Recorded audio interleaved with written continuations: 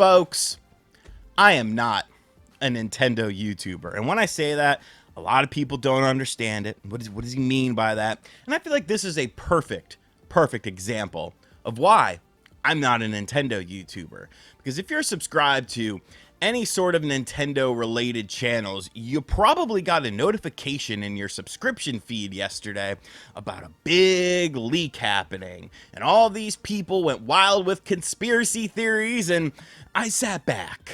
I looked at the situation from a different lens, and I was like, you know what, we'll talk about it when it's finally unveiled. And unveiled it has been, and a lot of YouTubers have egg on their face. There's no ill will, there's no malice in this. Everyone out here is just, you know, making videos and stuff like that. I'm extremely tired right now because I couldn't sleep after that Knicks game. Are you kidding me? I slept for like 2 hours last night. But let's have a little bit of a goof, a little bit of a gaffe.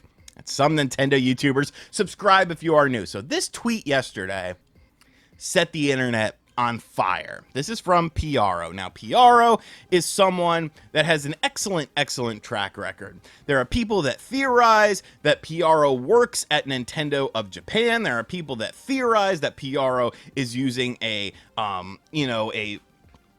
IP blocker to put it so that he looks like he's in Japan. Nobody really knows. Nobody really knows who PRO is, although there are guesses. But this image went up yesterday, and people lost their minds. They lost their minds. It was absolutely ridiculous. And somehow, some way, this was attached to the Nintendo Switch 2 because of these things here, because it says SW1, SW2, SW3, SW4, and it has numbers next to it. So people thought, well, this is the Switch 1, but this is the Switch 2, and it's coming out on March 7th, 2025, and holy hell. Like, I get it, bro. Like, Nintendo news is extremely dry right now, unless you want to talk about, 30 frames per second or remasters of games that you've already played before. But like the reach, this was Stretch Armstrong level of reach. And then of course we have people in the comments, hi Nate, because MVG thinks it's Nate. We have 4 switches, the regular Switch, the Switch Lite, the Switch OLED, the Switch 2. We got OJ in here. That's not a very flattering picture of you, OJ. And what are you eating there?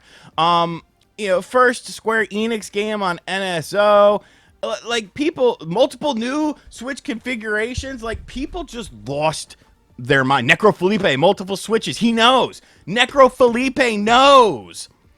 All these insiders, all these people, they just lost their minds. But I looked at this and I was like, this isn't a big deal. It's a Nintendo World Championship cartridge. I saw people say things like, well, PRO is never really on the nose with their leaks. There's usually some sort of cryptic thing tied along to it.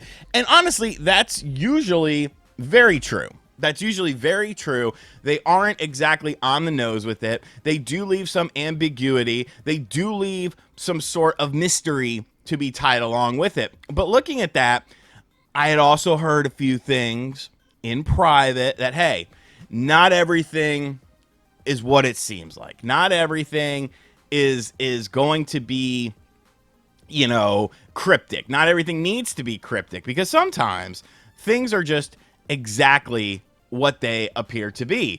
And with this situation, that's literally what we had here, because this morning we got a brand new Nintendo Switch game rated by the ESRB, Nintendo World Championships, NES Edition.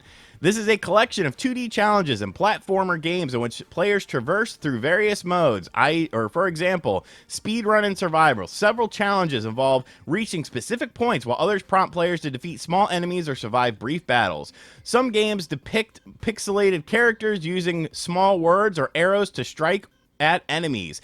Enemies typically get stunned or disappear in a flash. So, let's use our brains here, people. This is kind of similar to something like NES Remix. Judging by the way this sounds, I don't think it's as interesting as NES Remix, because NES Remix essentially took like a bunch of games and then you know, kind of made them weird, did like color palette swaps, character swaps, you know, gameplay swaps. It was a really interesting like game, and I absolutely love NES Remix. But I feel like this doesn't quite have that same pizzazz and that same flair. Now, I know people are going to say, well, it says NES edition. That means we're going to get SNES games. I mean, maybe, but did we ever get SNES Remix or any other remix? Like, no, this is obviously going to be something that is a budget game. And then, of course, in the comments, we have people prepare for $30. I thought it was Switch 2 related. Necro Felipe, what are we doing? This Kevin got it. PRO handed this on a plate, and people are like, what does it mean? Like, this is the problem. This goes on to a bigger issue here. When I say that video game news is kind of dry right now, it clearly is. It clearly is. Because of the fact that we're focused on things like boobs and Stellar Blade. We're focused on every little minute detail instead of talking about like new upcoming games, instead of talking about stuff to be excited about. You know, we don't know about upcoming Sony games. We don't know about upcoming Nintendo games. We know kind of about Xbox, but there's so much turmoil within the Xbox community where you have these people that are large voices in the Xbox community every other week saying the sky is falling. Halo's going to PS5. Oh, wait, no, it's not. That was just me guessing. But somehow I'm the bad guy because I made up a tweet about IGN France, basically saying what they said in an article, but I just put it into a tweet format. That was clearly a fake tweet, but somehow I'm the bad guy, not the one prophesizing doom and gloom all the time and then walking it back. But I say all that to say, oh man, some of those videos y'all made aged like milk. And this is coming out of a place of love, coming out of a place of, I guess, respect a little bit. But I just find it hilarious how, like, this is how dry video game stuff is right now, where everyone has to overanalyze every little thing. And like, it's okay to admit that there has been great games this year, no question about it. There has been a lot of fun games this year, no question about it. But you could say on the news side of things, as far as the future is concerned, like, we're in a bit of turmoil right now. You know, we're hearing all these terrible things about Square Enix, you know, having to revamp their future outlook because games aren't selling like they're supposed to. And maybe they put all their chips and bet all their, you know, money on the wrong horse in this, you know, a horse where people aren't spending a lot of games. You got the economy to blame as well. You know, all this stuff within the video game industry. But Nintendo fans, hold strong. If you're a Nintendo channel, here's a few pieces of advice for you. You know what? Look at some retro stuff. Do a list. Do a top 10. Now, obviously, a lot of you guys don't know your history because you thought that the numbers on the Nintendo World Championship cartridge somehow meant release dates of stuff. But you learn about your history. You could dive into the realm of Nintendo's past with their prostitution hotels and stuff like that. You don't have to go back that far. You could start at the cards if you want to, but like learn the history. Talk about that sort of stuff. Because this just made a lot of people look kind of silly. And I've been there. And I will be there again in the future. This is all just fun. Something I wanted to talk about because I'm exhausted today.